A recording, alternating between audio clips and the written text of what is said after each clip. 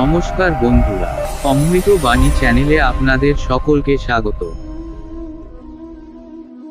সনাতন হিন্দু ধর্মে তুলসী গাছ অত্যন্ত পবিত্র। শাস্ত্র মতে আর্থিক দুর্ভাগ্য কাটাতে বাড়ির উত্তর দিকে তুলসী গাছ রাখতে বলা হয়। নিয়ম মেনে নির্দিষ্ট দিনে সকালে গাছে জল দেওয়া হয় এবং সন্ধেবেলায় তুলসী তলায় প্রদীপ জ্বালানো হয়।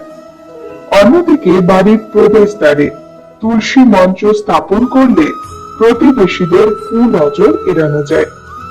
অবশ্যই তুলসী গাছের পাশে কোনো কাটা জাতীয় গাছ রাখবেন না, এতে হতে পারে অমঙ্গল আপনার সংসারে।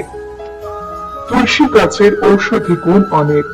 সর্দি, কাশি, ঠান্ডা লাগা ইত্যাদি বিভিন্ন সমস্যার সমাধানে তুলসী গাছ ব্যবহার করা হয় এই গাছের পাতা, মঞ্জরি, এমনকি তুলসী গাছের মূলও বহু রোগে ব্যবহার করা হয়। এই গাছের পাতার রস দিয়ে তৈরি করা হয় বিভিন্ন ধরনের ঔষধ। এই গাছের রস ভাইরাস এবং বিভিন্ন ধরনের সংক্রমণ থেকে আমাদের মুক্তি দিতে পারে। এই তো গেল তুলসী গাছের গুণের কথা।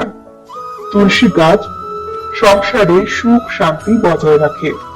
তবে প্রতিদিন তুলসী গাছে জল দিলেও এমন কিছু দিন রয়েছে যেই দিনগুলিতে মোটেও এই গাছে জল দিতে নেই। জ্যোতিষ শাস্ত্রের উল্লেখ অনুসারে এই কয়েকটি দিনে যদি তুলসী গাছে জল দেওয়া হয় তাহলে সংসারে নেমে আসতে পারে অশান্তি, ঘোর বিপদ এবং পরিবারের সদস্যদের মধ্যে ঝগড়া অশান্তিও হতে পারে। জ্যোতিষ বিজ্ঞানীরা বলছেন রবিবার, একাদশী, সূর্য এবং চন্দ্র গ্রহণের সময় তুলসী গাছে জল দিতে নেই।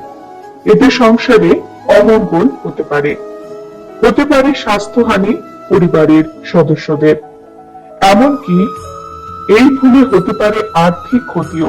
এছাড়াও সূর্য অস্ত যাবার পরে তুলসী পাতা কখনোই ছিঁড়বেন না, এতেও সংসারে অমঙ্গল আসতে পারে। শাস্ত্র অনুসারে বৃহস্পতিবার এবং রবিবার তুলসী গাছে কাঁচা দুধ ঢাললেই উপকার পাওয়া যায়, এতে মনস্কামনা পূর্ণ হয়। এছাড়াও যদি আপনার বাড়িতে শুকনো তুলসী গাছ থাকে তাহলে সেটি সরিয়ে ফেলুন, সংসারে অশান্তি হতে পারে এক্ষেত্রে। বন্ধুরা, আজকের পর্ব এই পর্যন্তই। পরবর্তী পর্বে নতুন একটি বিষয় নিয়ে আপনাদের সঙ্গে কথা হবে। ততক্ষণ সকলে সুস্থ থাকুন, ভালো থাকুন, আর পুরো ভিডিওটি দেখার জন্য আপনাদের অসংখ্য ধন্যবাদ।